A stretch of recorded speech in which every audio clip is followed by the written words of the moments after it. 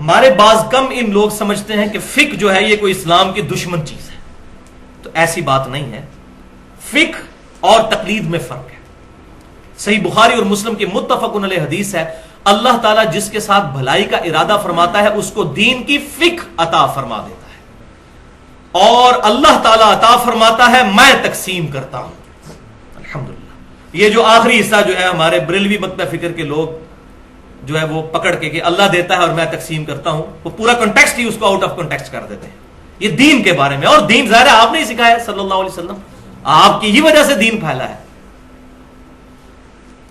تو اس پر امام بخاری نے بھی باب باندھا ہے کہ اللہ تعالیٰ جس کے ساتھ بھلائی کا ارادہ فرماتا ہے اس کو دین کی فقہ عطا فرما دیتا ہے.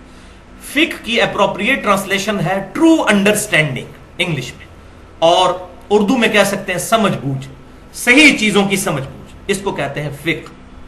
اور تقلید وہ تو کہتے ہیں پنجابی میں ٹرانسلیشن اس کی صحیح ہو سکتی ہے لائی لگ، بغیر دلیل کے کسی کی بات ماننا.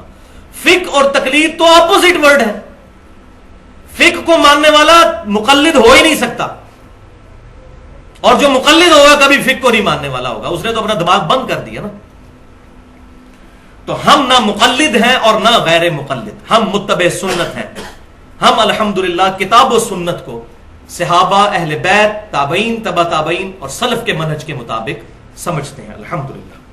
تو اہل سنت کا منہج، اہل سنت فرقہ نہیں، نہ اہل سنت فرقہ ہے نہ اصحاب الحدیث ہونا فرقہ ہے، یہ منہج کا نام ہے.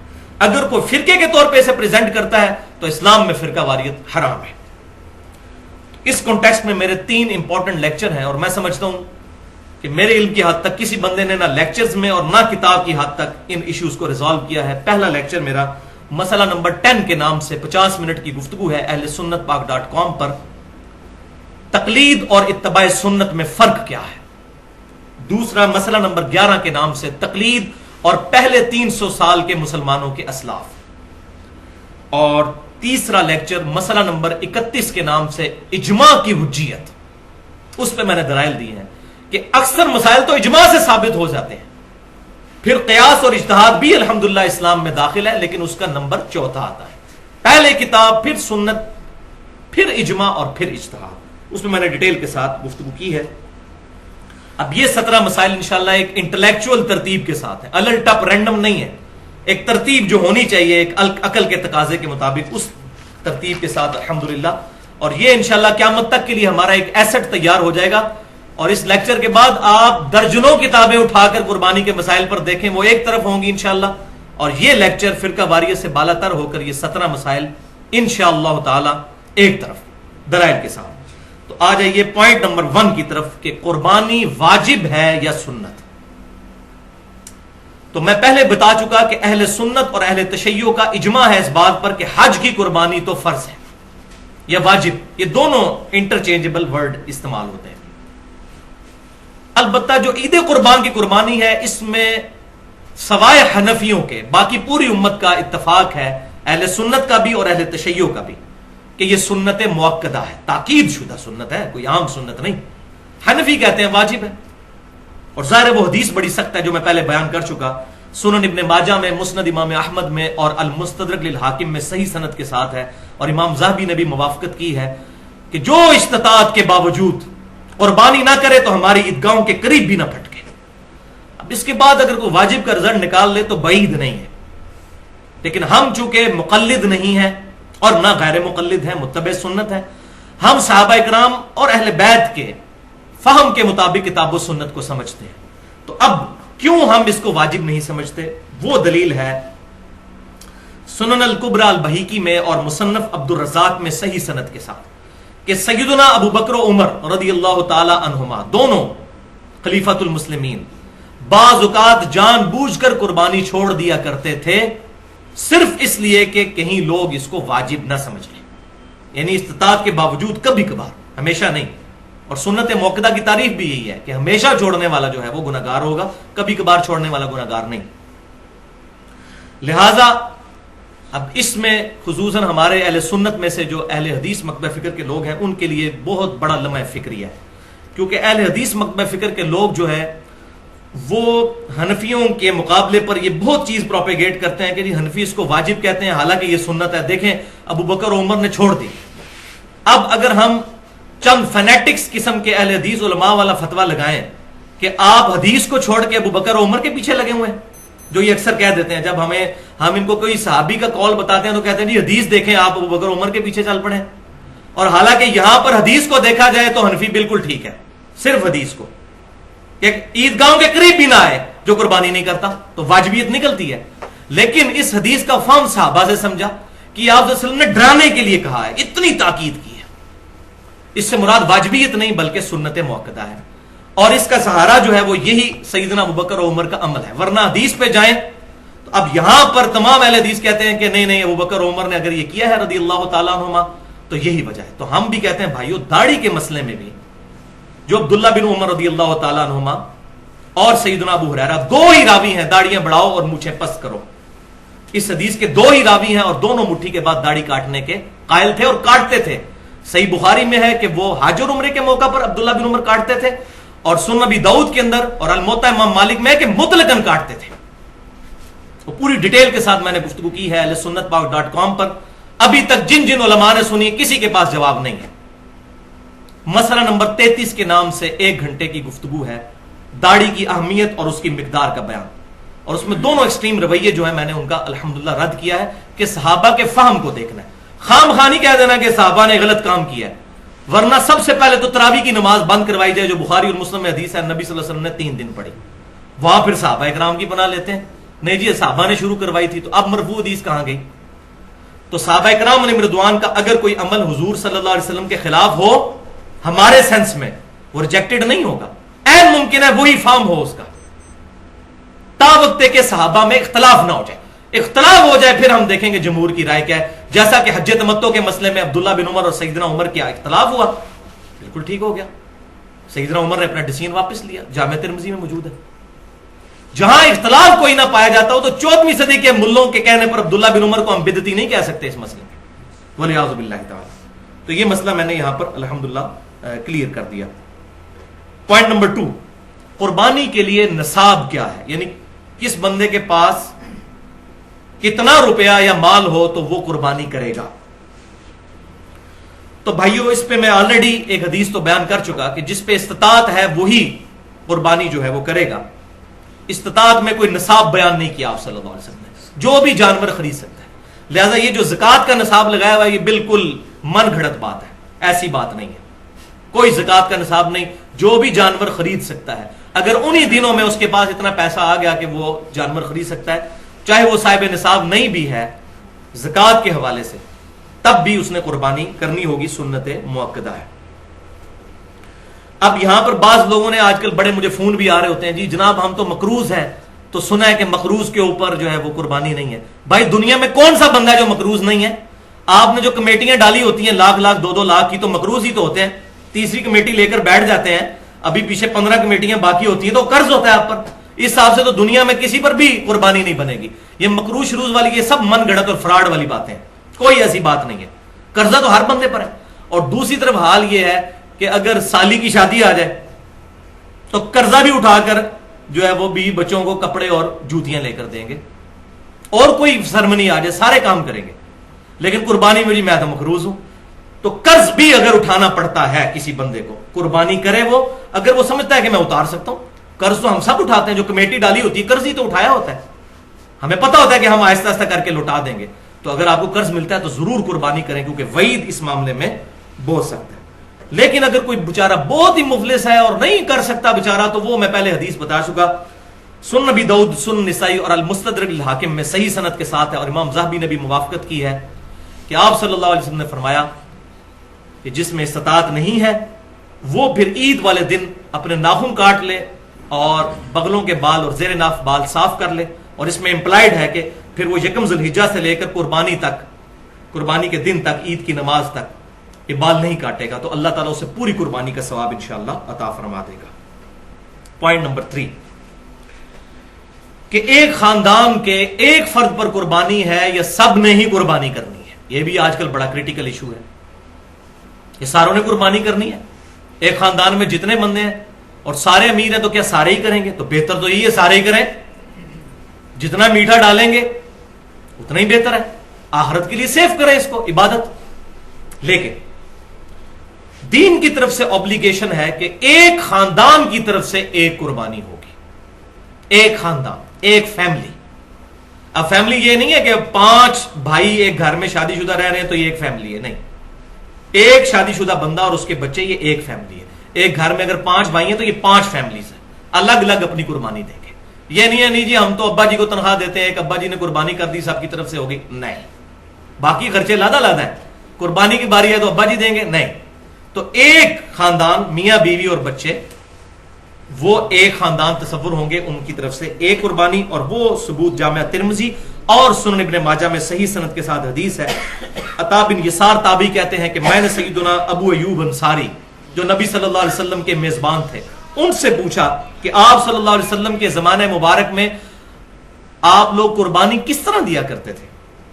تو انہوں نے کہا کہ آپ صلی اللہ علیہ وسلم کے مبارک زمانے میں ہم میں سے ہر شخص ایک خاندان کی طرف سے ایک ہی بکری قربان کیا کرتا تھا, اور وہ اس کے اور اس کے گھر والوں کی طرف سے تصور ہوتی تھی. لیکن بعد میں پھر صورتحال خراب ہوگی اور لوگ باہم فخر کرنے کے لیے ایک سے زیادہ قربانیاں کرنا شروع کر دیں, جس کا ذکر اگلی حدیث میں موجود ہے سنن ابن ماجہ میں ہی اور المستدرک للحاکم میں صحیح سند کے ساتھ. اور امام ذہبی نے بھی موافقت کی ہے کہ حذیفہ بن اسید رضی اللہ تعالیٰ عنہ کہتے ہیں کہ میرے گھر والوں نے مجھے اکسایا, حالانکہ میں یہ جانتا تھا کہ سنت یہ ہے کہ پورے گھر کی طرف سے ایک قربانی کی جائے, ایک بکری, لیکن میرے گھر والے مجھے اکساتے ہیں کہ میں زیادہ قربان کروں تاکہ لوگوں میں فخریہ طور پر یہ بات. یہ صحابہ کے زمانے میں یہ کام شروع ہو گیا کیونکہ امت کا فتنہ تو مال ہے نا. تو پھر وہ صحابی کہتے ہیں کہ اب ہم زیادہ قربانیاں کرتے ہیں, اگر نہ کریں تو لوگ ہمیں کہتے ہیں یہ کنجوس ہے. اس زمانے میں بات ہو رہی ہے, کنجوس کہتے ہیں. تو یہاں پر یہ بات بھی سمجھ لیجئے کہ جو بیرون ملک لوگ آباد ہیں وہ گھر والوں کو یہاں پیسہ بھیجتے ہیں تو وہاں ان کو قربانی پھر کرنے کی ضرورت نہیں ہے. بیوی بچے ادھر ہیں, ماں باپ ادھر ہیں, تو وہاں سے پیسے بھجوا دیے تو اس کی طرف سے قربانی ہوگی. وہ خاندان کا سربراہ ہے, یہ نہیں ہے کہ اس نے لادا ادھر قربانی کرنی ہے. اسی طریقے سے فطرانے کے پیسے, باقی چیزیں جو ہے وہ یہاں پر اگر کوئی بھجوا دیتا ہے تو یہاں پر دے دیں گے تو ادا ہو جائے گی. تو یہ الحمدللہ میں نے مسئلہ ساتھ کلیئر کر دیا کیونکہ یہ اکثر لوگ پوچھتے ہیں. پوائنٹ نمبر 4 کہ جانوروں کی کون سی اسپیشیز ہیں جن کی قربانی لگ سکتی ہے. تو سورۃ الانعام کی آیت نمبر 143 اور 144 میں وہ 4 اسپیشیز بتائی گئی ہیں, اور صحیح بخاری اور صحیح مسلم میں بھی ڈیٹیل موجود ہے. اور سورۃ الحج کے اندر اشارتاً ہے کہ بہیمۃ الانعام یعنی بے زبان مویشی جو ہیں, ان مویشیوں کی ڈیٹیل پھر سورۃ الانعام کی 143 اور 44 نمبر آیت میں ہے. تو یہ ٹوٹل قرآن اور سنت کی روشنی میں 5 قسم کے جانور ہیں جن کی قربانی لگ سکتی ہے. نمبر 1 دمبا, مینڈا بھی ہم کہتے ہیں. نمبر 2 بھیڑ, نر اور مادہ دونوں شامل ہیں, وہ آگے حدیث آ بھی جائے گی. نمبر 3 بکرا یا بکری. نمبر 4 گائے, اور نمبر 5 اونٹ. مگر اس میں شرط یہ ہے, صحیح مسلم میں حدیث ہے کہ قربانی نہیں لگے گی مگر مسنہ کی.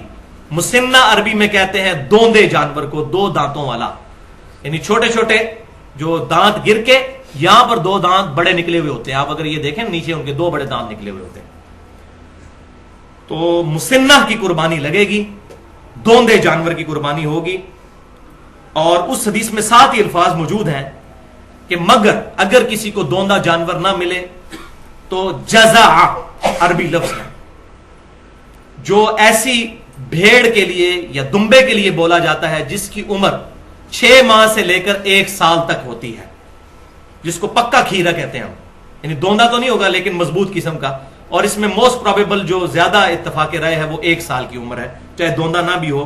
امام ترمذی بھی یہ حدیث صحیح مسلم والی لے کر آئے ہیں جامعہ ترمذی میں, اور اس کے تحت انہوں نے لکھ دیا کہ اس پر اجماع ہے کہ بھیڑ اور دمبا تو لگ جائے گا, کھیرا بھی بغیر دوندا اگر وہ 1 سال تک عمر کا ہے, لیکن بکری نہیں لگے گی, بکرا نہیں لگے گا. یہ جو کہتے ہیں جی پکا کھیرا جی لے جاؤ, نہیں وہ نہیں لگے گا.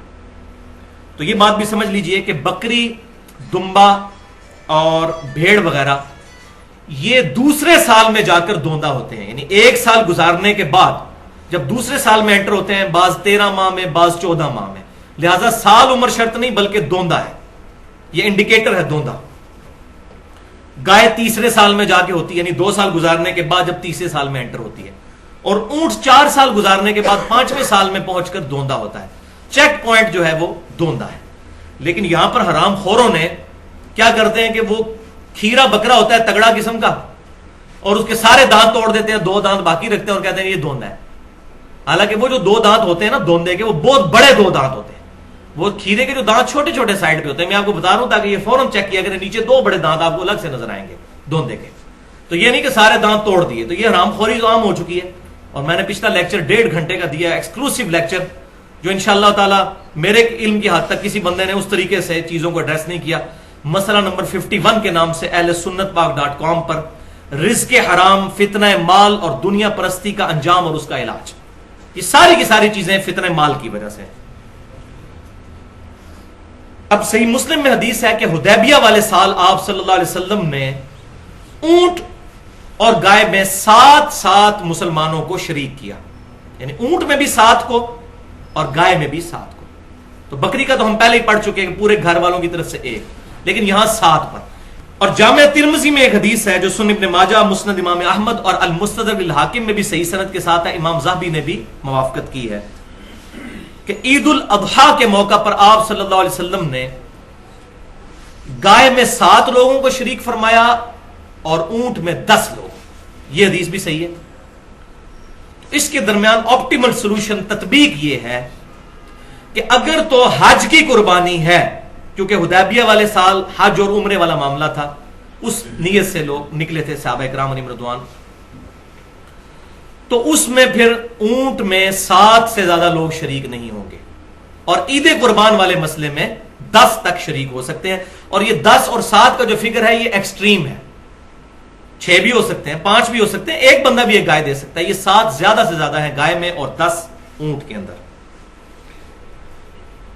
اب آ رہا ہے جناب بھینس کا مسئلہ. یہ بھینس بڑی مصیبت بنی ہوئی ہے ہمارے لیے, خصوصاً کتاب و سنت کے منہج پر چلنے والے لوگوں کے لیے. تو میں نے اجماع کی حجیت پر مسئلہ نمبر 31 میں گفتگو کی ہے کہ پوری امت کا اجماع ہے بھینس کے حلال ہونے پر. اور اس میں نے بتایا کہ اگر یہ کہتے ہیں امام حنیفہ رحمۃ اللہ علیہ نے بتایا, تو میں کہتا ہوں کہ کینگرو, مجھے اگلے دن فون آیا جی کینگرو حلال ہے یا حرام. تو آپ مجھے بتائیں فقہ حنفی میں کینگرو کا مسئلہ, ان کے بعد بھی 500 سال کے لوگوں کو کینگرو کا نام بھی نہیں سنا ہوگا. تو میں بتاتا ہوں کینگرو حلال ہے, کیونکہ وہ بھی مویشی ہے, بہیمۃ الانعام میں آتا ہے, حلال ہے کیونکہ اس کی حرمت کوئی نہیں ثابت. تو آپ سب میرے مقلد ہو جائیں, میں نے بتایا جی کینگرو کا مسئلہ میں نے حل کر دیا. تو یہ بات سمجھ لیجئے, بھینس حلال ہے. جہاں تک بھینس کی قربانی کا مسئلہ ہے تو اب یہ اجتہادی مسئلہ ہے. ہمارے جو حنفی لوگ ہیں وہ اس کو, بھینس تو ظاہر قربان نہیں کرتے, اتنی کوئی بیوقوفی کون کرے گا. دودھ دینے والی بھینس جو ہے اتنی مہنگی آتی ہے, 2.5-3 لاکھ اور بعض 5-6 لاکھ تک بھی جو زیادہ دودھ دیتی ہیں, صحت مند قسم کی آسٹریلین جو ہے. تو وہ قربان کرتے ہیں بھینس کا نر, اس کو ہم کٹا کہتے ہیں پنجابی زبان کے اندر. بیل کا لفظ تو بولا جاتا ہے جی اس کے لیے, گائے کے میل کے لیے. تو وہ کرتے ہیں قربان. تو اس میں اب مسئلہ یہ ہے کہ یہ مسئلہ ہے اجتہادی. اب اس میں میری اپنی رجوع کے اجتہاد میں اختلاف ہو سکتا ہے, اگر کوئی کر لیتا ہے تو ہم اس پہ کوئی بدعت کا فتویٰ نہیں لگاتے. میری اپنی پرسنل رائے یہ ہے کہ بھینس کی قربانی سے پرہیز کرنے میں ہی عافیت ہے. اس کی وجہ یہ ہے کہ قرآن پاک میں جو ڈیٹیل مویشی بتائے گئے ہیں, اب اس کے علاوہ بھی کئی مویشی ہیں جو حلال ہیں. نیل گائے حلال ہے, ہرن, اگر کوئی ہے جی ہرن اور بکری تقریباً ملتے جلتے ہیں تو ہرن کی قربانی بھی, اب یہ تو حنفی بھی نہیں مانتے. لہذا قیاس جو ہے اس مسئلے میں کرنے سے بچا جائے. قیاس کو ہم اسلام کا حصہ مانتے ہیں, لیکن کتاب و سنت اجماع میں اگر کوئی بات نہ ملے تو. لیکن اگر کوئی بھینس کی قربانی کر لیتا ہے, ہم اس پہ فتویٰ کوئی نہیں لگاتے اس مسئلے میں, کیونکہ مسئلہ اتنا کلیئر نہیں ہے. تو یہ الزامی جواب میں نے ہرن والا بھی بتا دیا کہ اس کو اگر بکری کے حکم میں داخل کیا جائے تو پھر ہرن کی قربانی بھی لگ جاتی ہے. پوائنٹ نمبر 5, کہ کون سے عیب ایسے ہیں کہ جن کی وجہ سے قربانی نہیں کی جائے گی اگر وہ جانور میں پائے جاتے ہوں. تو اس میں پہلی حدیث سنن نبی داؤد, جامع ترمذی, سنن نسائی اور سنن ابن ماجہ میں صحیح سند کے ساتھ ہے کہ آپ صلی اللہ علیہ وسلم نے 4 قسم کے جانوروں کی قربانی کرنے سے منع فرما دیا ہے. نمبر 1 کانا جانور, نمبر 2 بیمار جانور, نمبر 3 جو واضح طور پر لنگڑا ہو. یہ کانے سے مراد تھوڑا سا کانا نہیں, جو واضح طور پر کانا ہو, اور بیمار بھی واضح طور پر ہو, لنگڑا بھی واضح طور پر, اور چوتھا لاغر قسم کا, بالکل مریل قسم کا اگر کوئی جانور ہے جس کی ہڈیوں پر گوشت ہی نہیں ہے تو وہ اس کی قربانی نہیں لگے گی, کیونکہ اللہ از دا ٹاپ پرائورٹی. دوسری حدیث جامعہ ترمذی، سنن ابی داؤد اور سنن نسائی کے اندر موجود ہے. آپ صلی اللہ علیہ وسلم نے کانا جو جانور ہے اس کی قربانی سے منع فرمایا، اور آپ صلی اللہ علیہ وسلم نے اس بات سے بھی منع فرمایا کہ کوئی ایسا جانور قربان نہ کیا جائے جس کے کان چرے ہوئے ہوں یا اس کے کانوں میں سوراخ ہو یا کان کاٹے گئے ہوں، کیونکہ یہ بھی واضح عیب ہے. اور تیسری حدیث جامعہ ترمذی، سنن ابی داؤد، سنن نسائی اور سنن ابن ماجہ میں موجود ہے کہ کان کٹے ہوئے اور سینگ ٹوٹے ہوئے جانور کی قربانی بھی آپ صلی اللہ علیہ وسلم نے کرنے سے منع فرمایا. اب یہاں بڑا کریٹیکل مسئلہ ہے کہ آپ نے جانور لیا، اس وقت تو بیچارہ ٹھیک تھا، گھر پہنچے بیمار ہو گیا یا کوئی ایسا مسئلہ بن گیا کہ اس کی ٹانگ ٹوٹ گئی یا کوئی اس طرح کا ایشو بن گیا، تو اس کے بارے میں حدیثیں تو ملتی ہیں لیکن ان میں کوئی صحیح سند والی حدیث نہیں. البتہ ایک قول ایک صحابی کا صحیح سند کے ساتھ المصنف عبد الرزاق میں موجود ہے، عبداللہ بن زبیر رضی اللہ تعالی عنہما کا. وہ فرماتے ہیں انہوں نے ایک کانی اونٹنی دیکھی جس کی قربانی کے لیے لوگ جمع تھے، تو انہوں نے فرمایا کہ اگر اس اونٹنی میں یہ عیب جو ہے، اس کی آنکھ ضائع ہوئی تھی، ایک آنکھ، اگر یہ عیب خریدنے سے پہلے کا ہے تو اس کو قربان نہ کرو، اور اگر یہ خریدنے کے بعد پیدا ہوا ہے تو پھر قربانی کرنے میں حرج نہیں. لہذا اس اثر سے یہ بات بالکل کلیئر ہو گئی کہ اگر کسی جانور میں کوئی ایسا عیب پیدا ہو جائے جو خریدنے کے بعد ہے تو اس کی قربانی بالکل درست ہے، اور یہ عقل کے بھی قریب ہے الحمدللہ. پوائنٹ نمبر 6، کیا خصی جانور کی قربانی کرنا درست ہے؟ اب یہ بہت کریٹیکل مسئلہ ہے اور اس میں مجھے سب سے زیادہ سر کھپانا پڑا ہے اس ایشو میں، خصی جانور والے مسئلے میں. اور میرے لیے پریشانی کا باعث اس وقت یہ معاملہ بن گیا جب مجھے یہ بات پتا چلی کہ ہمارے جو اہل تشیع بھائی ہیں وہ خصی جانور کی قربانی کو جائز نہیں سمجھتے، اور ہمارے اہل سنت میں سے بھی جماعت المسلمین والے جو ہیں وہ اس کی قربانی کو جائز نہیں سمجھتے. اب ان کے تکفیر والے معاملے الگ، بہرحال وہ ہم ان کو خارج تو نہیں کرتے اہل سنت سے. مولا علی رضی اللہ تعالیٰ عنہ، مولا سے مراد دلی جگری یار ہمارے، خوارج کے خلاف قتال بھی کیا، حالانکہ تکفیری تھے وہ، لیکن ان کے جنازے بھی خود پڑھائے اور فرمایا کہ یہ مجھے کافر سمجھتے ہیں، میں ان کو کافر نہیں سمجھتا. تو سیکچولی ڈسیبل جو جانور ہے، خصی جانور، اس کی قربانی، تو بھائیو ایک اصولی بات تو سمجھ لیجئے، سورۃ النساء کے اندر یہ بات آئی، آیت نمبر 119، جس پر میں نے تقریباً 2 گھنٹے اپنی تفسیر کلاس میں گفتگو کی تھی. داڑھی کا مسئلہ بھی اور باقی ایشوز بھی اس میں نے بیان کیے تھے. بسم اللہ الرحمن الرحیم. شیطان جو ہے وہ کہتا ہے کہ میں کیا کیا حربے آزماؤں گا، ان میں سے ایک حربہ یہ تھا وَلَآمُرَنَّهُمْ فَلْيُبَتِّكُنَّ آذَانَ الْأَنْعَامِ، میں ضرور ان کو حکم دوں گا کہ یہ جانوروں کے کان چیریں گے. یعنی اللہ نے تو صحیح کان بنائے لیکن یہ کان چیریں گے، بتوں کے نام پر چھوڑیں گے، خلقت کو بگاڑیں گے. وَلَآمُرَنَّهُمْ، اور میں ضرور انہیں حکم دوں گا، شیطان نے کہا، فَلْيُغَيِّرُنَّ خَلْقَ اللَّهِ، تو پس ضرور یہ اللہ کی بنائی ہوئی تخلیق کو بدل دیں گے. تو جانور کو خصی کرنا بھی بیسیکلی اللہ کی بنائی ہوئی تخلیق کو بدلنا ہے، اس میں کوئی شک ہی نہیں ہے کہ نر کو آپ جو ہے وہ سیکچولی ڈسیبل کر رہے ہیں، اللہ کی تخلیق بدل رہے ہیں، اور ظاہر ہے وہ تکلیف دہ امر بھی ہوتا ہے. ایسا نہیں کہ جانور کو تکلیف نہیں ہوتی.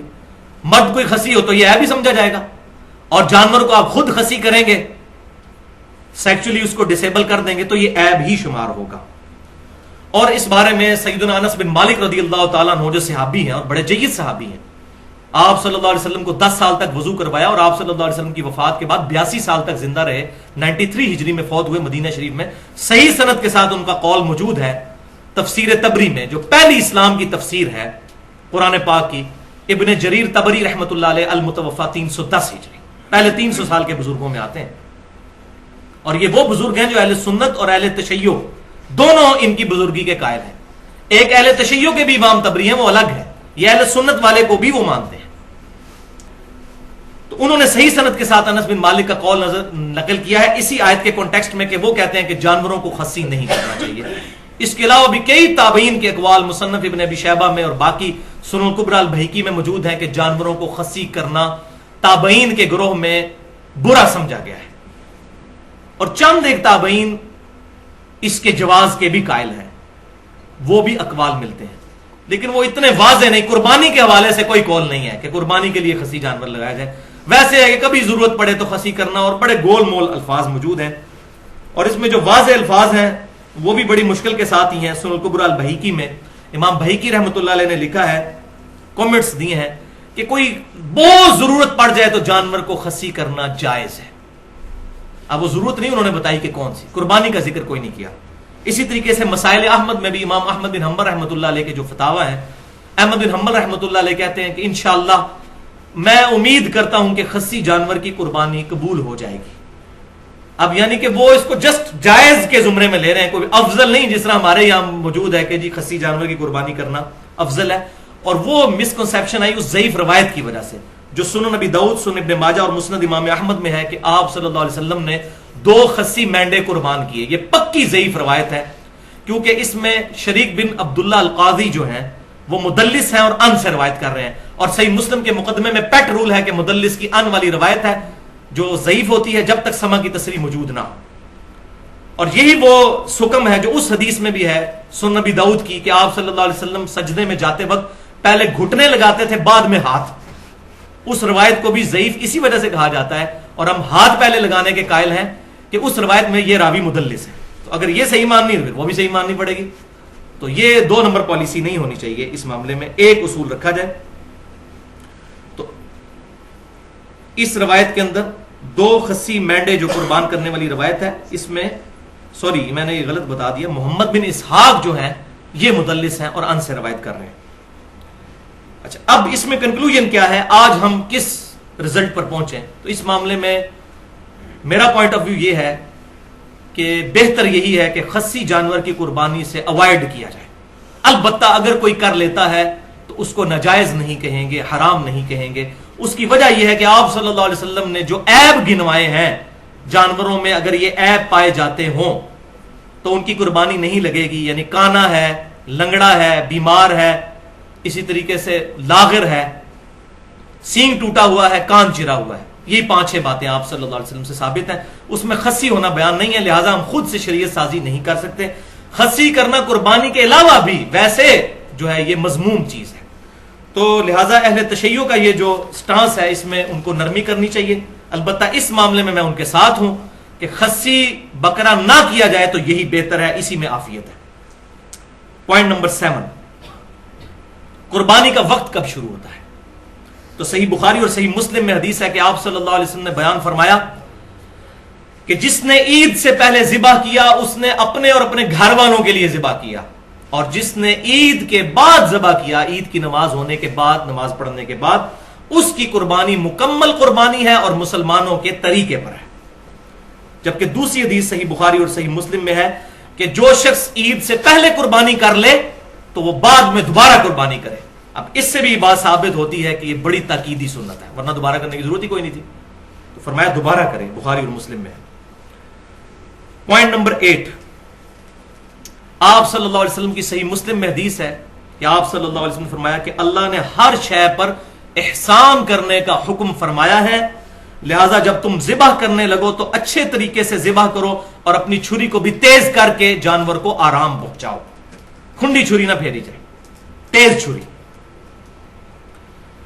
اور اس میں بھی پورا پھر جانور نہیں کاٹا جاتا، اسپائنل کارڈ تک کاٹا جاتا ہے، اس کو چھوڑ دیا جاتا ہے تاکہ جانور جو ہے اس کے اندر اس کے سر سے جو سگنل نکلنے ہیں پورے جسم کے ساتھ رشتہ برقرار رہے.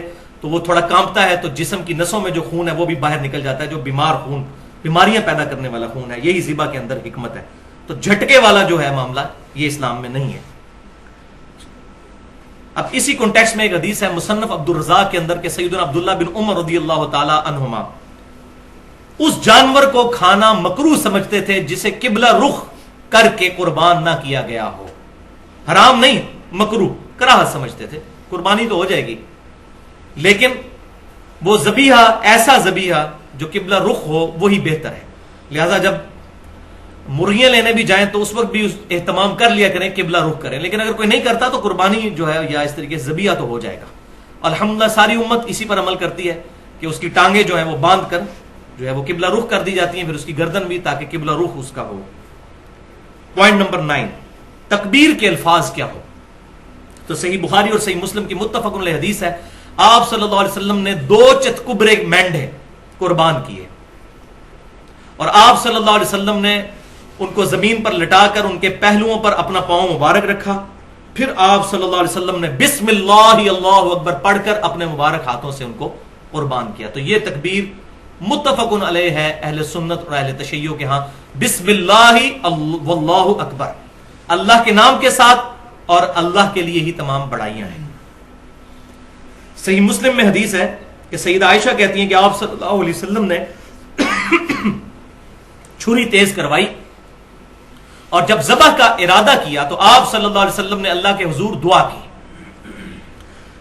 بسم اللہ اللہ کے نام کے ساتھ، اللہم تقبل من محمد صلی اللہ علیہ وسلم و آل محمد صلی اللہ علیہ وسلم، اے اللہ اسے قبول فرما محمد صلی اللہ علیہ وسلم کی طرف سے اور آل محمد صلی اللہ علیہ وسلم کی طرف سے، یعنی پورے گھر کی طرف سے. اور آپ صلی اللہ علیہ وسلم کی کم از کم 9 بیویاں تو تھی، پورے گھر والوں کی طرف سے آپ صلی اللہ علیہ وسلم نے ایک، اس میں الفاظ موجود ہے، سینگوں والا چتکبرا مینڈا قربان کیا. اور ساتھ ہی حضرت عائشہ نے بتایا چتکبرے سے مراد یہ ہے کہ اس کی پیٹ، آنکھیں اور ٹانگوں پر کالے نشانات تھے، جس کو ہم کہتے ہیں کالا چٹا. چتکبرا مینڈا قربان کیا اور پھر فرمایا اللہم تقبل من محمد و آل محمد و من امت محمد صلی اللہ علیہ وسلم، اور ساتھ فرمایا امت محمد صلی اللہ علیہ وسلم کی طرف سے بھی اللہ قبول فرما. یہ صحیح مسلم کے الفاظ ہیں. لہذا یہاں پر جو آپ صلی اللہ علیہ وسلم نے پوری امت کا ذکر کیا تو یہ آپ صلی اللہ علیہ وسلم کی خصوصیت ہے، کیونکہ آپ صلی اللہ علیہ وسلم پوری امت کے روحانی باپ ہیں. النبی اولا بالمؤمنین من انفسہم، نبی صلی اللہ علیہ وسلم مومنین کی جانوں سے بھی زیادہ ان پر حق رکھتے ہیں، اور آپ صلی اللہ علیہ وسلم کی بیویاں امت کی مائیں ہیں. تو اگر وہ امت کی مائیں ہیں تو آپ صلی اللہ علیہ وسلم امت کے روحانی باپ ہیں. سورۃ الاحزاب کی آیت ہے، اس کے تحت اب کوئی شخص یہ نہیں یہ دعا پڑھ سکتا کہ پوری امت کی طرف سے قبول فرما، ورنہ تو باقیوں کی طرف سے قربانی گئی نا. تو یہ آپ صلی اللہ علیہ وسلم کی خاصیت ہے. اسی کانٹیکسٹ میں اگلا پوائنٹ نمبر 10 ہے. یہ روایت ہے جس کی وجہ سے تھوڑا ایشو آج کل چل نکلا ہے، وہ جامعہ ترمذی اور سنن نبی داؤد میں ہے، اور یہ ضعیف روایت ہے. اور یہ وہ روایت ہے جس میں وہ حکم ہے جو میں پہلے بیان کر چکا کہ سیدنا علی رضی اللہ تعالیٰ عنہ کہتے ہیں کہ آپ صلی اللہ علیہ وسلم نے مجھے وصیت فرمائی تھی کہ میں ہر سال ایک مینڈا آپ صلی اللہ علیہ وسلم کی طرف سے قربان کروں. تو 2 مینڈے سیدنا علی رضی اللہ تعالیٰ عنہ دیا کرتے تھے، ایک اپنی طرف سے اور ایک آپ صلی اللہ علیہ وسلم کی طرف سے، آپ صلی اللہ علیہ وسلم کی وفات کے بعد.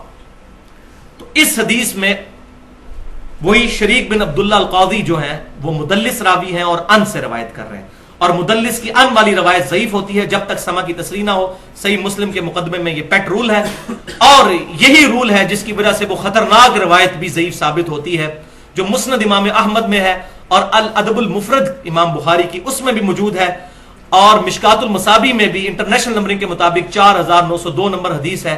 اب یہ حدیث میں اس لیے کہہ رہا ہوں کہ وہ روایت درج ہے لیکن یہ ضعیف ہے کہ آپ صلی اللہ علیہ وسلم نے فرمایا جو شخص اپنے جاہلی نسب پر فخر کرے تو اس کو کہو کہ اپنے باپ کا عضو تناسل کاٹ کے اپنے منہ میں رکھ لو، اور یہ بات کنائے سے نہ کرو، ڈائریکٹ کرو. ولیعوذ باللہ، آپ صلی اللہ علیہ وسلم کبھی یہ بات نہیں فرما سکتے. وَإِنَّكَ لَعَلَىٰ خُلُقٍ عَظِيمٍ، اور بخاری مسلم کی متفق علیہ حدیث ہے آپ صلی اللہ علیہ وسلم میں کنواری لڑکیوں سے زیادہ شرم و حیا تھی. یہ ہو ہی نہیں سکتا. تو اس روایت میں حسن بصری مدلس ہیں اور ان سے روایت کر رہے ہیں. اگر یہ کسی نے صحیح ماننی ہے پھر وہ بھی صحیح مانے گا. تو یہ روایت بالکل ضعیف ہے. اور امام ترمذی رحمۃ اللہ علیہ بھی اس روایت کے تحت 1495 نمبر روایت کے تحت ایک مسئلہ بھی انہوں نے سالو کیا ہے کہ عبداللہ بن مبارک رضی اللہ تعالیٰ عنہ کا قول ہے رحمۃ اللہ علیہ، جو تبع تابعین میں سے ہیں، المتوفى 181 ہجری، امام حنیفہ رحمۃ اللہ علیہ کے شاگردوں میں سے ہیں. وہ کہتے ہیں کہ میت کی طرف سے قربانی کرنا درست نہیں ہے اس حدیث کے کانٹیکسٹ میں. یعنی انہوں نے اگر اس حدیث کو لیا بھی تو نبی صلی اللہ علیہ وسلم کے ساتھ خصوصیت کے طور پہ کہ آپ صلی اللہ علیہ وسلم کی طرف سے چلو قربانی کر دی. کسی کو اگر ذوق کلیئر نہیں اس حدیث کا، کوئی بدعت کا فتویٰ نہیں، آج بھی کوئی کر لیتا ہے جس کو یہ بات پتہ نہیں ہے. ہاں پتہ چل جائے پھر بچنے میں عافیت ہے، بدعت کا فتویٰ ہم پھر بھی نہیں لگاتے.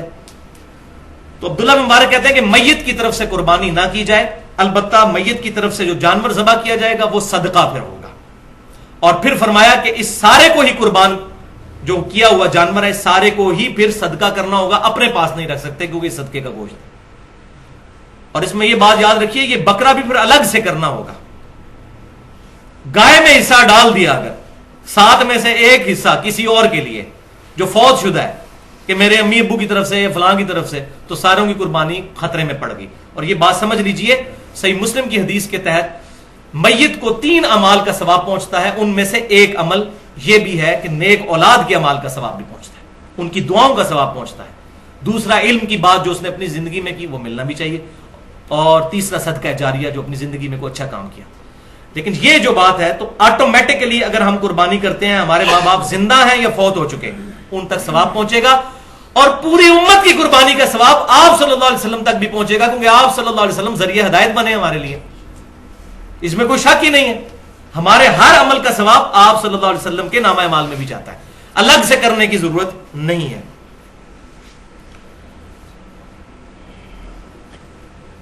اب جناب کریٹیکل مسئلہ ایک اور آ رہا ہے، پوائنٹ نمبر 11. کیا قربانی میں عقیقہ والا معاملہ بھی شامل کیا جا سکتا ہے یا نہیں؟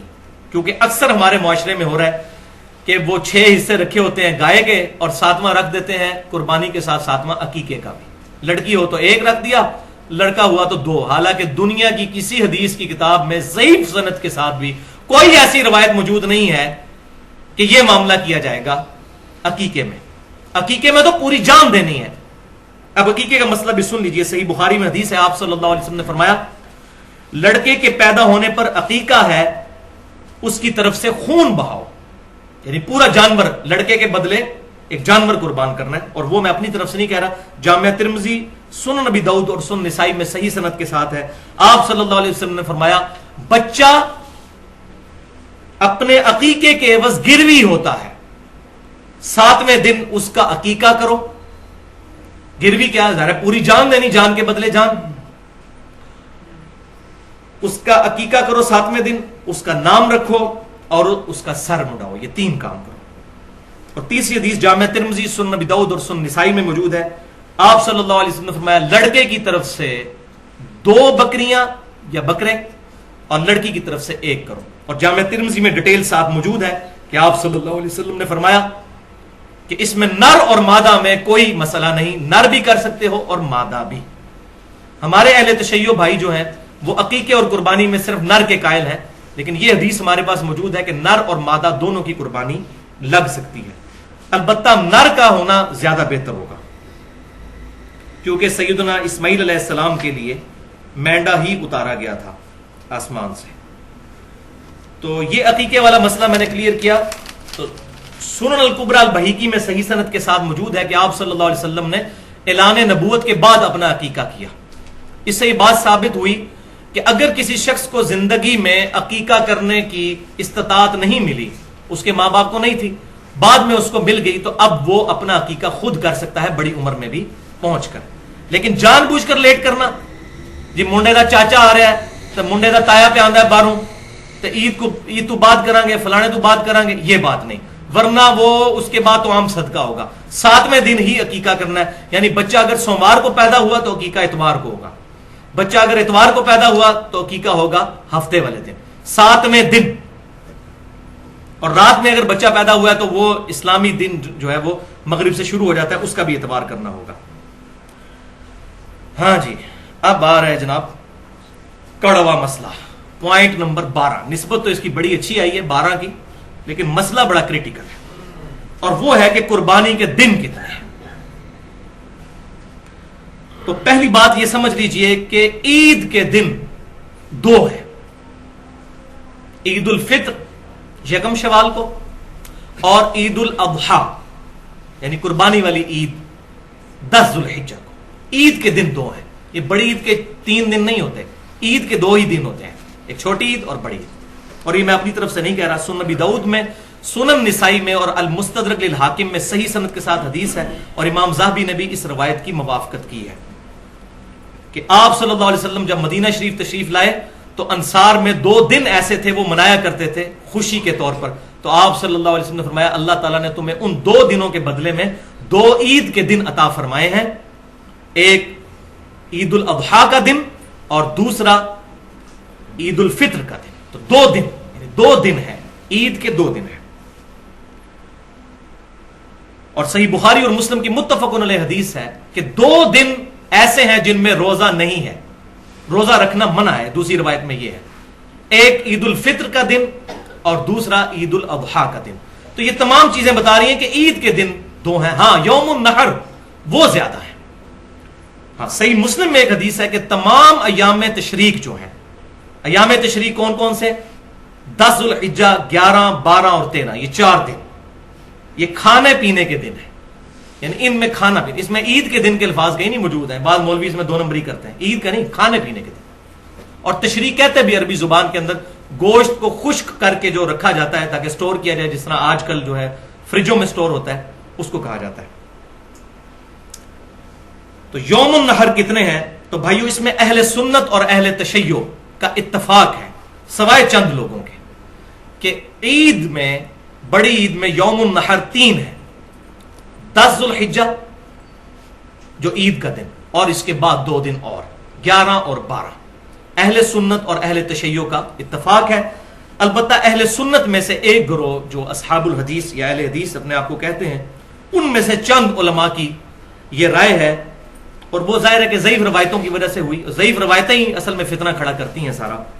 اور میری پوری گفتگو ہے مسئلہ نمبر 36 کے نام سے اہل سنت پاک .com پر 1 گھنٹہ 25 منٹ کی گفتگو، ضعیف الاسناد اور من گھڑت احادیث کے فتنے کا تحقیقی جائزہ.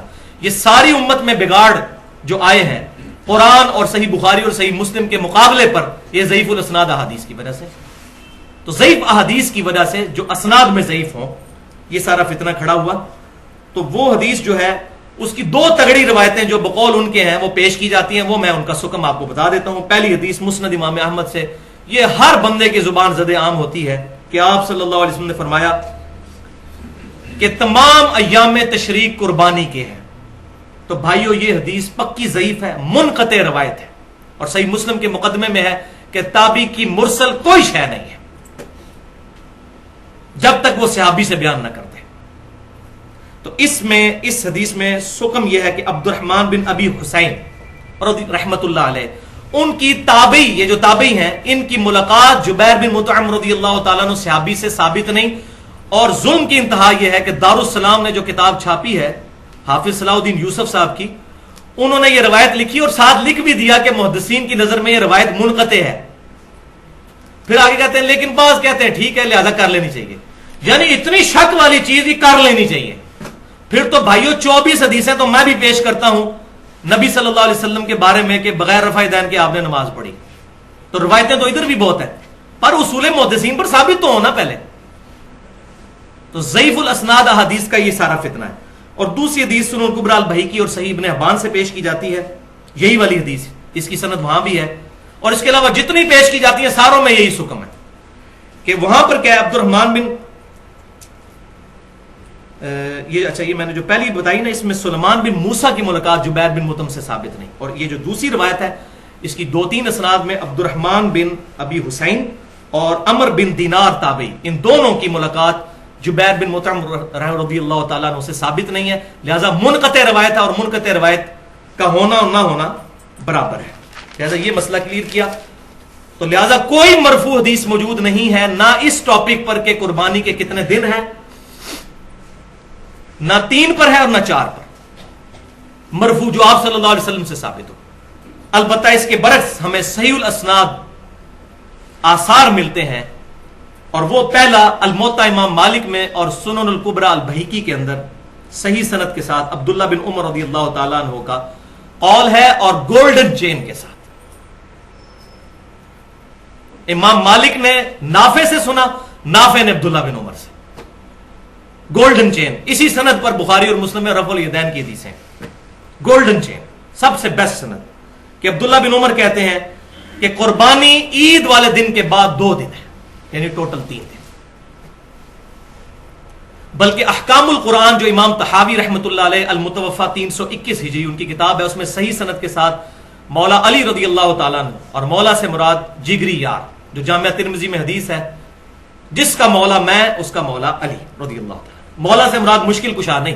اور اس میں میری پوری گفتگو بھی ہے سنت پاک .com پر 2.25 گھنٹے کی دعا صرف اللہ ہی سے، مسئلہ نمبر 3 کے نام سے اور مسئلہ نمبر 43 کے نام سے، وسیلہ اور توسل کے صحیح احکام و مسائل، وہ بھی 1.5 گھنٹے کی گفتگو ہے الحمدللہ. یہ میں نے ایشوز میں ریزالو کیا ہے.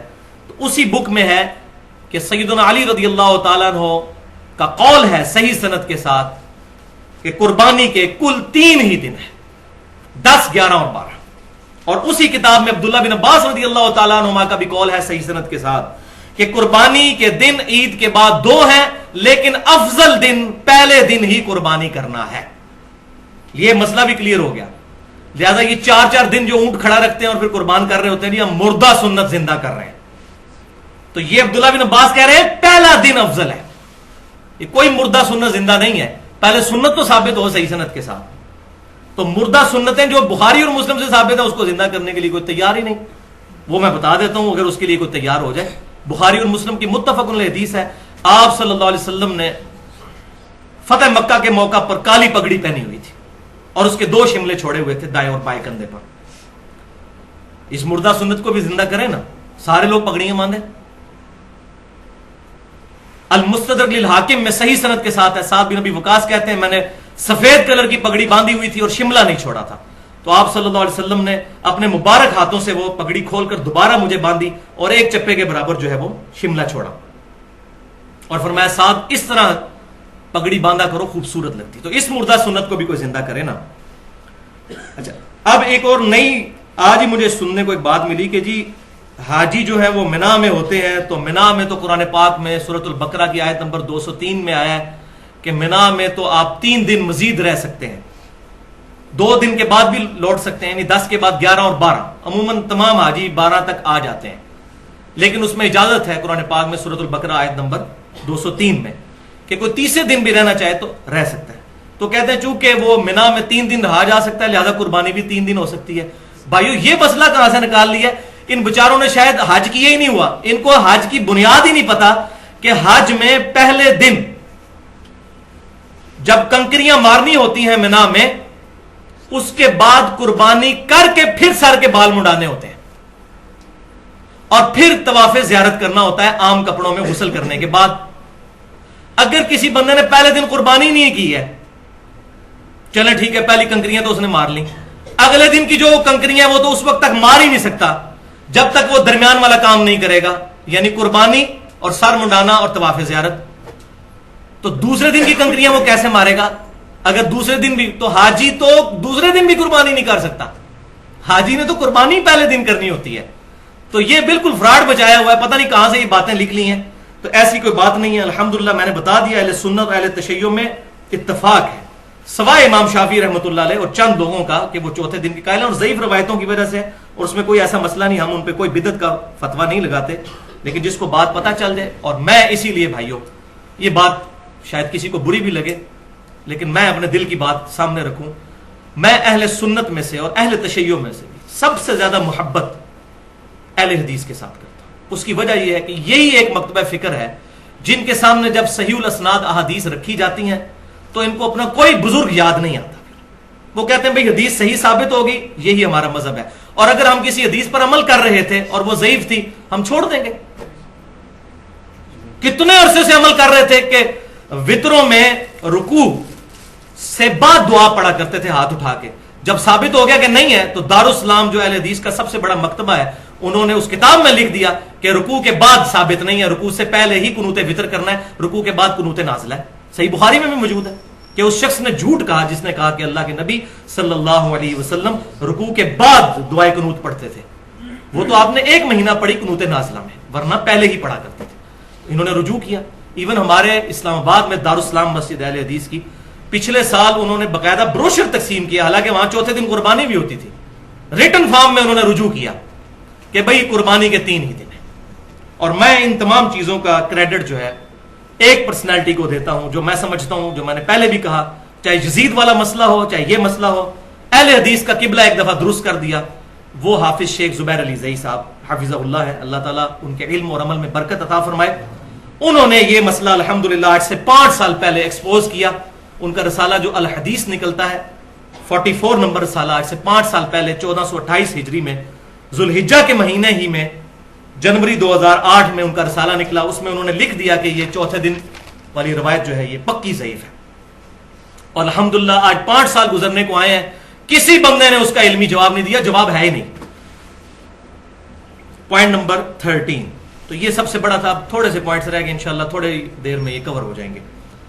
کہ گوشت کے کتنے حصے کیے جائیں، یہ بھی بڑا کریٹیکل مسئلہ ہے.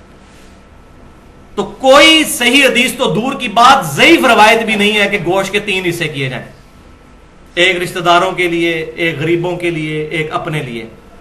سارا خود بھی کھا سکتے ہیں، کوئی مسئلہ نہیں ہے، لیکن پریفریبل یہ ہے کہ غریبوں اور محتاجوں کو بھی کھلایا جائے. وہ میں انشاءاللہ بتا دوں گا بعد میں. اور وہ ہے اگلا پوائنٹ. اور یہاں بات یاد رکھیں، حنفی بھی یہ بات نہیں مانتے. ان کے علماء ضرور کہتے ہیں کہ 3 حصے کریں، لیکن وہ بھی یہ بات ان کی کتابوں میں موجود ہے کہ 3 حصے کرنا ضروری نہیں، سارا خود بھی کھا سکتے ہیں.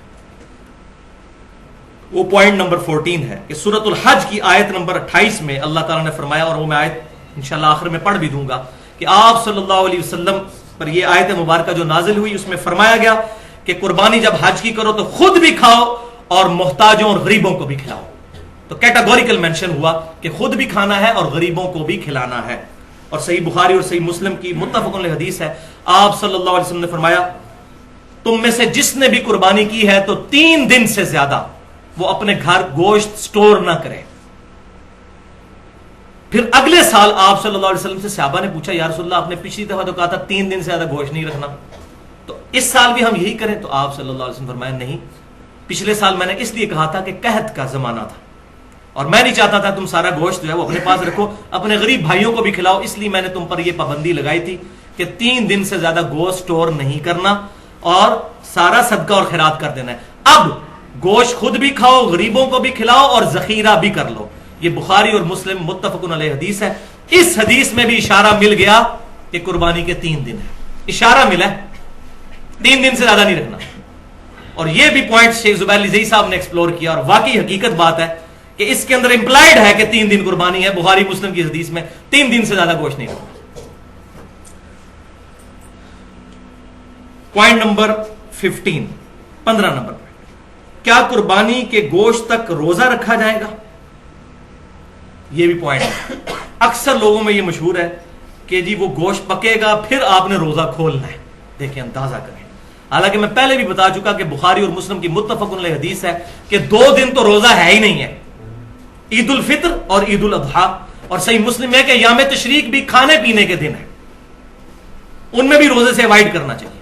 کھانے پینے کے دن یہ پتہ نہیں مسئلہ کہاں سے نکالا. البتہ ایک بات ضرور ہے، وہ جامعہ ترمذی میں ہے صحیح سند کے ساتھ، کہ آپ صلی اللہ علیہ وسلم نے فرمایا کہ جو عید الفطر کے لیے آپ صلی اللہ علیہ وسلم جب جایا کرتے تھے تو آپ صلی اللہ علیہ وسلم گھر سے کچھ کھا کر جایا کرتے تھے چھوٹی عید کے لیے، اور بڑی عید کے لیے جب آپ صلی اللہ علیہ وسلم جایا کرتے تو بغیر کھائے پیے جایا کرتے اور واپسی پر آ کر کھایا کرتے.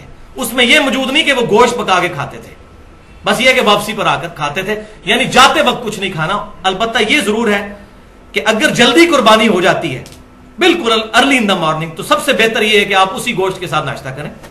لیکن وہ قربانی ہونی ہے 2 دن، دوسرے دن اگر آپ کو ٹائم دیا ہوا ہے کسی مدرسے والے تو 2 دن کا روزہ رکھیں گے، تو یہ عقلی طور پہ ہی غلط ہے بات. دیکھیں نا، عقل میں نہیں بات بیٹھتی. یہ ہو گیا وہ الزامی جواب جس کو پنجابی میں پھکی کہتے ہیں. تو جس کو تیسرا دن ملا تو وہ بندہ ہی مارا جائے گا عید کے چکر میں. تو یہ بات سمجھ لیں کہ عید کے بعد کھانا، یعنی عید سے پہلے کھانا نہیں، عید کے بعد آ کر کھائیں. تو یہ نہیں. ہاں یہ ضرور ہے الحمدللہ صحیح مسلم میں مولا علی رضی اللہ تعالیٰ عنہ 100 اونٹ لے کر آئے یمن سے حج کے موقع پر. صحیح مسلم میں وہ ڈیٹیل حدیث ہے. یہ وہی حدیث ہے 2950 نمبر حدیث جس میں حجۃ الوداع کا حضور کا خطبہ بھی ہے. میں اپنے بعد تم میں وہ چیز چھوڑ کر جا رہا ہوں، اگر مضبوطی سے پکڑ لیا کبھی گمراہ نہیں ہو گئے. وہ اللہ کی کتاب ہے. صحیح مسلم میں اللہ کی کتاب. جابر بن عبداللہ رضی اللہ تعالیٰ عنہ سے روایت. پھر جابر بن عبداللہ کہتے ہیں کہ سیدنا علی 100 اونٹ لے کر آئے. نبی صلی اللہ علیہ وسلم نے اپنے مبارک ہاتھوں سے 63 اونٹ قربان کیے، اور اس میں اشارہ موجود تھا کہ یہ آپ کا آخری سال ہے، کیونکہ 63 سال ہی آپ کی زندگی ہوئی. آپ نے پوری زندگی کی قربانیاں ایک دفعہ کی 63 اونٹ. یہ تو بعد میں پتا چلا نا. اور بخاری اور مسلم میں حدیث ہے بڑی رکت والی. صحابہ کہتے ہیں حضور ہم میں موجود تھے اور ہم کہا کرتے تھے یہ حجۃ الوداع ہے. یہ واو پہ زبر ہے، ودا نہیں لفظ ہوتا، حجۃ الوداع. لیکن ہمیں اس وقت نہیں پتا تھا ہم اسے حجۃ الوداع کیوں کہتے ہیں، حالانکہ یہ الوداع ہی تھا. تو بعد میں پتا چلا یہ حجۃ الوداع کیوں ہے، آپ صلی اللہ علیہ وسلم کا وہ آخری سال تھا. تو حجۃ الوداع کے موقع پر آپ صلی اللہ علیہ وسلم نے 63 اونٹ اپنے مبارک ہاتھوں سے قربان کیے، اور پھر 37 اونٹ سیدنا علی کو کہا کہ تم قربان کرو. تو سیدنا علی نے وہ 37 اونٹ قربان کر کے 100 کا ہنسا پورا کیا. پھر جابر بن عبداللہ کہتے ہیں آپ صلی اللہ علیہ وسلم نے حکم فرمایا کہ ہر اونٹ میں سے ایک ایک گوشت کی بوٹی لی جائے 100 اونٹوں میں سے, اور پھر اس کو ایک دیگ میں پکایا جائے, یعنی 100 اونٹوں کی ایک ایک بوٹی لے کر وہ پھر دیگ میں پکائی گئی. پھر گوشت اس کا تیار ہوا تو جابر بن عبداللہ کہتے ہیں پھر ان دونوں نے بیٹھ کر کھایا. کس نے؟ نبی صلی اللہ علیہ وسلم اور سیدنا علی رضی اللہ تعالی. تو لیکن یہاں پر یہ ایک کریٹیکل مسئلہ بھی سمجھ لیں کہ اونٹ کا گوشت کھانے سے وضو ٹوٹ جاتا ہے. یہ صحیح مسلم میں حدیث ہے. آپ صلی اللہ علیہ وسلم نے پوچھا گیا یا رسول اللہ صلی اللہ علیہ وسلم ہم بکری کا گوشت کھا کر وضو دوبارہ کریں؟ فرمایا مرضی ہے, کر لو, ٹھیک نہ کرو تو کوئی حرج نہیں. پھر پوچھا اونٹ کا گوشت کھا کے, فرمایا کہ اونٹ کا گوشت اگر کھاؤ تو پھر وضو دوبارہ کرو. اس میں وہ جو ایک عجیب سا قصہ مشہور ہے کہ وہ کسی صحابی کی ہوا خارج ہو گئی تھی تو آپ صلی اللہ علیہ وسلم نے فرمایا جس نے اونٹ کا گوشت کھایا وہ جا کے وضو دوبارہ کرے. وہ روایت کوئی ثابت نہیں ہے. اس میں تو واضح صحابی خود پوچھ رہے ہیں کہ بکری کا گوشت کھا کے, فرمایا نہیں کرنا. اونٹ کا گوشت, فرمایا کرنا ہے. تو اونٹ کا گوشت کھانے سے وضو ٹوٹ جاتا ہے. وضو, غسل, تیمم اور طہارت کے مسائل پر میری پوری گفتگو ہے ahlsunnatpak.com پر, مسئلہ نمبر 42 کے نام سے 2 گھنٹے اور 20 منٹ کی, اس میں نے ڈیٹیل کے ساتھ احکام بتائے ہیں. اب الحمدللہ 5-7 منٹ میں یہ آخری 2 پوائنٹ کور ہوں گے اور ہماری یہ گفتگو الحمدللہ کنکلوڈ ہو جائے گی. Point number 16, second last point, کھال کا مصرف کیا ہونا چاہیے؟ کیونکہ کھال تو بڑی مصیبت بن گئی ہے. پہلے تو خالی مولوی لڑتے تھے کھالوں کے لیے, اور ان کا بس چلے تو آپ کی کھال بھی عید والے دن اتار کے لے جائیں اور جا کے اس کو بیچ کے تو اس سے جو ہے چندہ اکٹھا کریں. لیکن اب سیاسی جماعتیں بھی میدان عمل میں اتر آئی ہیں, خصوصاً کراچی شہر کے اندر تو عید قرباں پر قتل ہو جاتے ہیں کھال کے چکر میں. وہ 1,500-2 ہزار کی کھال ہوتی ہے اور بندہ مار دیتے ہیں, یہ کھال ہم نے لے کے جانی, وہ کہتے ہیں ہم نے لے کے جانی. پھر ایک ایک مکتبہ فکر میں, بریلویوں میں, دیوبندیوں میں, اہل حدیث, اہل تشیع میں, ان میں بھی جتنی پارٹیاں بنی ہیں وہ آپس میں کھال کے پیچھے لڑتے ہیں. اور بعض لوگ تو بےچارے صرف اس لیے 2 قربانیاں کرتے ہیں کہ ایک پارٹی کو ایک کھال دیں گے, دوسرے کو دوسری, تاکہ دونوں خوش رہیں. ٹھیک ہے, یہ بالکل حقیقت ہے. اور یہ سارا مسئلہ جو ہوا ہے نا وہ ہوا ہے فتنہ مال. میں پھر ریپیٹ کروں گا, مسئلہ نمبر 51, 1.5 گھنٹے کی گفتگو, رزق حرام, فتنہ مال اور دنیا پرستی کا انجام اور اس کا علاج. آج تک کسی بندے نے رزق حرام پہ یہ گفتگو نہیں کی ہے. کیوں؟ کہ وہ پرٹیکولر آیات ہے ہی علماء کے بارے میں ہے کہ یہ حرام ہو رہا ہے. وہ ساری آیات میں نے پیش کی ہیں. امت کے بارے میں تو بعد میں ہے, جامعہ ترمذی میں صحیح حدیث ہے, ہر امت کا ایک فتنہ اور میری امت کا فتنہ مال ہے. تو میں نے ڈیٹیل کے ساتھ اس میں بیان کیا ہے. تو صحیح بخاری اور صحیح مسلم کی متفق علیہ حدیث ہے اس کھال والے کانٹیکسٹ میں کہ سیدنا علی رضی اللہ تعالیٰ عنہ کہتے ہیں کہ نبی صلی اللہ علیہ وسلم نے میری ڈیوٹی لگائی تھی اونٹوں پر کہ میں اونٹوں کی قربانی کے لیے ان سے پہلے جو ہے ان کی نگرانی کروں, اس کے بعد ان کی لگاموں کو اور ان کے پالان جو ان پر رکھے ہوتے ہیں اور لگامیں جو ساتھ ہوتی ہیں ان کو اور ان کی کھال کو صدقہ کروں, اور کسائی کو یعنی قصاب کو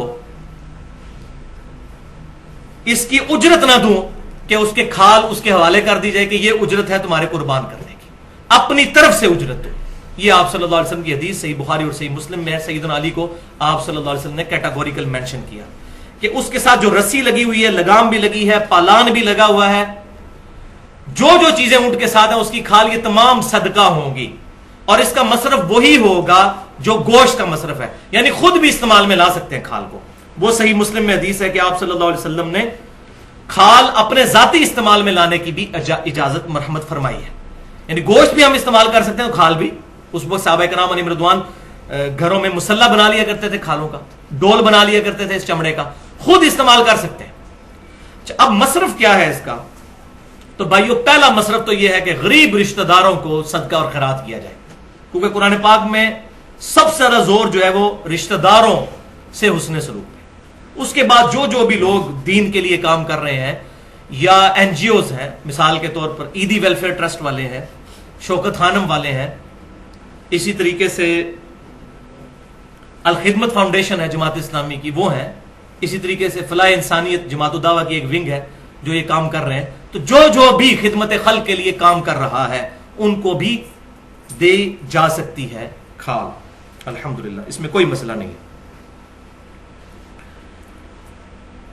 پوائنٹ نمبر 17, آخری پوائنٹ, اور یہ خصوصاً بیرون ملک مقیم مسلمانوں کے لیے، کیا غیر مسلم کو قربانی کا گوشت دیا جا سکتا ہے یا نہیں؟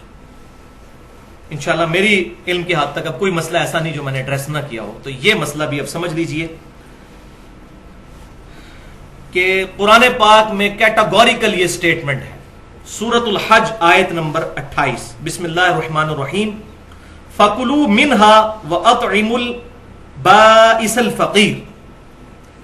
تو جب یہ قربان کر چکو جانور تو اس میں سے خود بھی کھاؤ اور محتاج غریبوں کو بھی کھلاؤ۔ اب اس میں غریب مسلمان ہے یا غیر مسلم، اس کی کوئی تفریق نہیں، اور نہ ہی کسی حدیث کے اندر یہ تفریق آئی ہے، تو اپنی طرف سے شریعت سازی کرنے کی ضرورت نہیں، بلکہ تالیف قلب کے لیے، جس طرح ہمارے پاکستان انڈیا میں بعض اوقات ہمارے گھروں میں کام کرنے والے کرسچنز ہوتے ہیں، ان کے تالیف قلب کے لیے دیا جائے تو بہت زیادہ ثواب ہے۔ لہذا غیر مسلم کو قربانی کا گوشت دینے میں کوئی حرج نہیں ہے اس آیت کے تحت، الحمدللہ اس پہ اہل سنت کے تینوں گروہ، بریلوی، دیوبندی اور اہل حدیث اور اہل تشیع بھی متفق ہیں۔ بعض ہمارے جو بریلوی اور دیوبندی علماء ہیں انہوں نے تھوڑی سختی کی ہے کہ نہیں، یہ چونکہ واجب عبادت ہے، ہاں صدقے والی عبادت ہو تو آپ دے سکتے ہیں، واجب عبادت میں نہ دیں، لیکن ان کے پاس ماشاءاللہ دوسرا ٹول بڑا اچھا ہے، وہ کہتے ہیں جی ہیلا کر لیں کہ آپ کے پاس جو دوسرے رشتہ داروں کا گوشت آیا ہے وہ آپ کرسچنز کو دے دیں، اپنا نہ کرسچنز کو دیں۔ ماشاءاللہ ماسٹر ہے نا اس کام کے، تو ان کے نزدیک بھی پتہ ان کو بھی ہے کہ اس کا وہ حال تو نکالنا ہے کہ کرسچنز کو دینا ہے۔ اب ظاہر ہے ہمارے ادھر کتنا غریب طبقہ ہے، تو وہ کہتے ہیں آپ کے گھر جو باقی رشتہ داروں کا گوشت آیا ہوا ہے نا وہ آپ کرسچنز کو دے دیں، اپنا والا کسی مسلمان کو ہی دیں۔ لہٰذا اس بات کی کوئی جو ہے وہ دلیل ان کے پاس نہیں ہے۔ صحیح بخاری اور صحیح مسلم کی متفق علیہ حدیث ہے جو میں پہلے بھی بیان کر چکا کہ آپ صلی اللہ علیہ وسلم نے ایک سال تو فرمایا کہ 3 دن سے زیادہ سٹور نہیں کرنا گوشت، پھر اگلے سال اجازت دی اور فرمایا کہ 3 دن کے بعد بھی سٹور بھی کر سکتے ہو، خود بھی کھاؤ اور غریبوں کو بھی کھلاؤ۔ میں نے اس لیے منع کیا تھا کہ وہ قحط کا سال تھا تاکہ تم سارا گوشت خیرات کر دو، لہٰذا اس کے تحت اجتہادی یہ مسئلہ نکلتا ہے کہ آج بھی ہماری گورنمنٹ آف پاکستان اگر کوئی قحط والا معاملہ ہو جائے یا کوئی نیچرل ڈیزاسٹر ہو جائے، جیسا کہ کبھی زلزلہ یا سیلاب آ جاتا ہے، تو گورنمنٹ آف پاکستان اگر ایک ایگزیکٹو آرڈر یہ جاری کر دے کہ جو قربانی کا گوشت ہے بس تھوڑا سا اپنے گھر میں رکھیں اور باقی سب گورنمنٹ کے پاس جمع کروائیں تاکہ ان غریب لوگوں تک پہنچایا جائے، تو یہ بالکل جائز ہے، یہ کیا جا سکتا ہے ایگزیکٹو آرڈر کے طور پر۔